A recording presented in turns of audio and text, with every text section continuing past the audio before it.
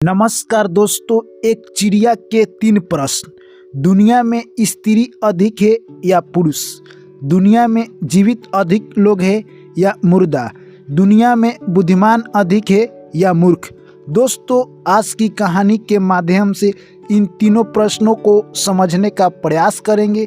इसलिए दोस्तों, आप लोग कहानी में अंत तक जरूर बने रहें। इस कहानी को दोस्तों आप पूरा सुनते हैं तो आपको बहुत ही ज्ञानवर्धक बातें सीखने को मिलेगी और इन तीनों प्रश्नों का उत्तर भी इस कहानी के माध्यम से आपको मिलेगा। चलिए दोस्तों, कहानी को शुरू करते हैं। और जो भी हमारे प्यारे साथी एवं भाई एवं बहन हमारे चैनल पर पहली बार आए हैं तो चैनल को सब्सक्राइब कर लीजिए और ऑल नोटिफिकेशन को ऑन कर लीजिए।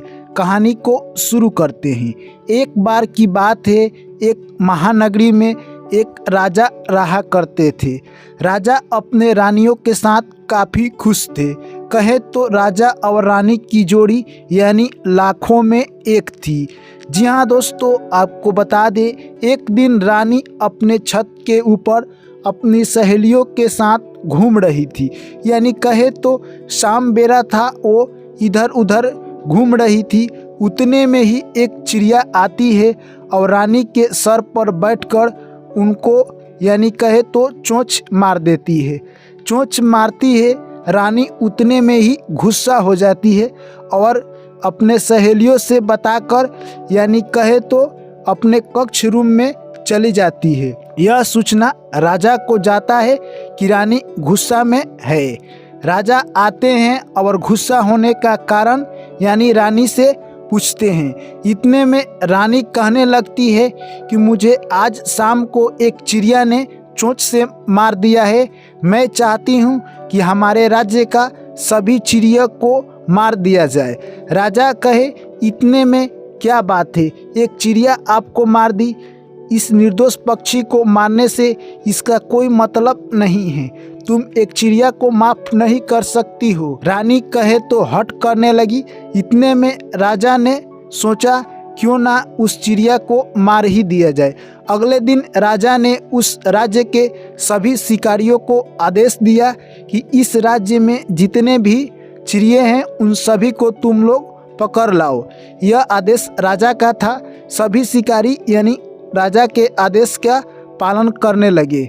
अगले दिन सभी शिकारियों ने सभी चिड़िया का पकड़ने का प्रयास किया। इतने में चिड़ियों में हाहाकार मच गया। चिड़िया अपने में यानी मीटिंग करने लगी कि अब क्या होगा, यानी राजा हमको पकड़ने के लिए आदेश दे दिए हैं। इतने में चिड़िया का एक राजा था यानी मुखिया, वो बोलने लगा कि तुम लोग सभी लोग चले जाओ और मैं जाता हूँ दूसरे जगह। यानी मैं तुम लोग को जैसे बताता हूँ वैसे ही तुम लोग करना। यानी चिड़िया का मुखिया कहने लगा कि मैं जा रहा हूँ दूसरे देश एक मीटिंग में, तुम लोग राजा से यही बात कहना, जब तक हमारे मुखिया नहीं आ जाते हैं तब तक आप मुझे मार नहीं सकते हैं। यानी सभी चिड़िया को उसी दिन राजा के शिकारी ने पकड़ लिया। और अब बारी आई, राजा बोलने लगे कि हमारे राज्य का सभी चिड़िया आ चुकी है, अब इन लोगों को मारने का समय हो चुका है। इतने में चिड़िया कहने लगी कि आप राजा साहब तभी हमें मार सकते हैं जब हम लोग चिड़िया का यानी मुखिया आ जाएगा। इतने में राजा बोले कि तुम्हारा मुखिया कहाँ गया है? सभी चिड़िया बोलने लगी कि हमारा मुखिया यानी पासी के देश में एक मीटिंग में एक प्रश्न का फैसला करने के लिए गया है। वो जब तक नहीं आता है आप मुझे नहीं मार सकते। इतने ही देर में इंतज़ार करते करते यानी चिड़िया का मुखिया आ गया और जैसे ही आया राजा बोले कि तुम किस प्रश्न का उत्तर देने के लिए पासी के देश में गए थे? इतने में वो चिड़िया कहने लगा कि हे मालिक, मैं वहाँ गया था क्योंकि वहाँ पर इस प्रश्न का उत्तर किसी को नहीं मिल रहा था कि इस दुनिया में स्त्री ज़्यादा है या पुरुष। इतने में वो राजा कहने लगा, इसमें सोचने वाली क्या बात है, इस धरती पर सबसे ज़्यादा पुरुष हैं। इतने में वो मुखिया बोलने लगा कि नहीं, इस धरती पर सबसे ज़्यादा स्त्री है। यानी जो व्यक्ति स्त्री की बात में रहता है यानी स्त्री के कहने पर निर्दोष पक्षियों को मार सकता है यानी निर्दोष को भी सजा दे सकता है, वो भी स्त्री के गिनती में आता है। इसलिए राजन, इस धरती पर सबसे ज़्यादा स्त्री है। यह बात सुनकर राजा को अपने आप पर शर्मिंदगी आई और राजा ने सभी चिड़ियों को छोड़ने का फैसला दे दिया और वहाँ से सभी चिड़ियों को छोड़ दिया गया। इतने में जैसे ही पता चला रानी को कि राजा ने सभी चिड़ियों को छोड़ दिया है, रानी ने अपना खाना बंद कर दिया यानी वो उपवास रह गई।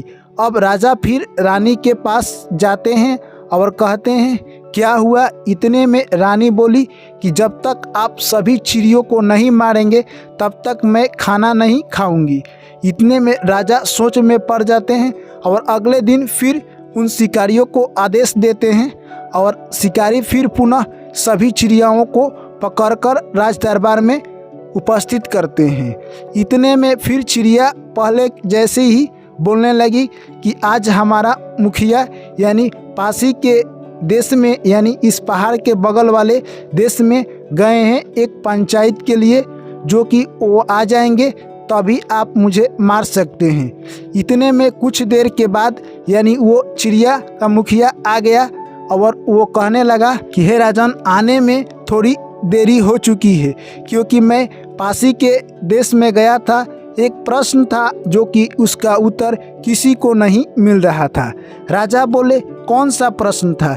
इतने में चिड़िया का मुखिया बोला कि प्रश्न यही था, इस धरती पर जीवित लोग अधिक है या मुर्दा। इतने में राजा कहने लगा ये कौन बड़ा सा प्रश्न है, इस धरती पर सबसे जीवित लोग अधिक है। इतने में चिड़िया का मुखिया कहने लगा इस धरती पर जीवित लोग अधिक नहीं है, मृत लोग अधिक है, क्योंकि इस धरती पर जो लोग अपने फैसले पर कायम नहीं रहते हैं यानी कहे तो जो लोग दूसरे के फैसले से चलते हैं यानी कहे तो वो राजा जो कि एक औरत के लिए पूरा निर्दोष पक्षियों को बलि देने के लिए उतर आए, उस व्यक्ति को भी इस धरती पर मुर्दा माना जाएगा यानी वो जिंदा रूप में एक मुर्दा है।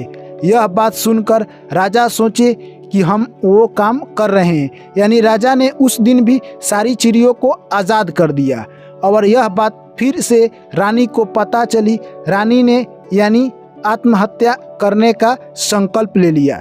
यह बात सुनकर राजा फिर रानी के पास गए और बोलने लगे क्या हुआ। रानी बोली जब तक आप सभी चिड़ियों को आज नहीं मारेंगे तो मैं आत्महत्या कर लूँगी। इतने में राजा ने फिर यानी शिकारियों को आदेश दिया कि आज ही तुम सभी चिड़िया को पकड़ लाओ।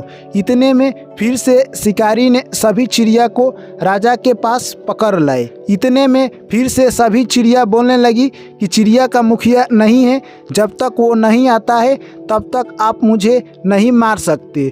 इतने में राजा इंतजार करने लगते हैं। कुछ देर होता ही है कि यानी चिड़िया का मुखिया वहाँ पर आ जाता है। जैसे ही आता है फिर राजा पूछते हैं कि आज कौन सी समस्या लेकर तुम दूसरे देश गए थे। इतने में चिड़िया का मुखिया बोलने लगा कि आज का प्रश्न था दुनिया में बुद्धिमान अधिक है या मूर्ख। इतने में राजा बोलने लगे कि ये कौन बड़ा सा प्रश्न है, ये तो कोई बता देगा। धरती पर सबसे कम मूर्ख है, बुद्धिमान तो सभी लोग हैं। इतने में चिड़िया का मुखिया कहने लगा कि इस धरती पर बुद्धिमान अधिक लोग नहीं है, मूर्ख अधिक लोग हैं। जो राजा यानी अपनी विवेक और अपनी दिमाग से काम ना कर कर एक स्त्री के कहने पर निर्दोष पक्षियों को मारे और अपने फैसला पर अटल ना हो, अपना फैसला क्षण क्षण बदलता हो, उसे हम मूर्ख ही कहते हैं यानी वो मूर्ख ही राजा कहलाएगा। यह बात सुनते ही राजा को अपने आप पर घृणा आने लगी और राजा ने कहा कि मैं सभी चिड़ियाओं को आज़ाद करता हूँ। राजा अपने आप से कहने लगा रानी मरे या जिंदा रहे मैं सभी चिड़ियाओं को छोड़ दूंगा और मैं ये आत्मव्यापी शब्द को अपने ऊपर नहीं लूँगा। तो दोस्तों इस कहानी से हमें क्या सीख मिलती है, यानी दोस्तों इस कहानी से हमें यही सीख मिलती है कि इन तीनों प्रश्नों का सबसे पहले उत्तर मिल गया जैसे कि चिड़िया का मुखिया ने राजा को तीनों प्रश्नों का उत्तर दिया। इससे राजा शर्मिंदगी में आकर यानी निर्दोष पक्षियों को मारने जा रहे थे उन पर कल्याण किया और उसको छोड़ दिया। दोस्तों, इस कहानी के बारे में आपकी क्या राय है? आप अपनी राय यानी कमेंट में ज़रूर लिखें। और दोस्तों, इस वीडियो को अधिक से अधिक शेयर कीजिए जिससे और सारे दोस्तों के पास पहुँचे। और चैनल पर पहली बार आए हैं तो चैनल को सब्सक्राइब कर लीजिए मेरे दोस्त, और वीडियो को लाइक कर दीजिए। चलिए दोस्तों, आप लोग से मिलते हैं फिर एक अगली कहानी में किसी नए कथे के साथ। तब तक के लिए सभी साथियों को मेरा प्यार भरा नमस्कार। राधे राधे, जय श्री कृष्ण।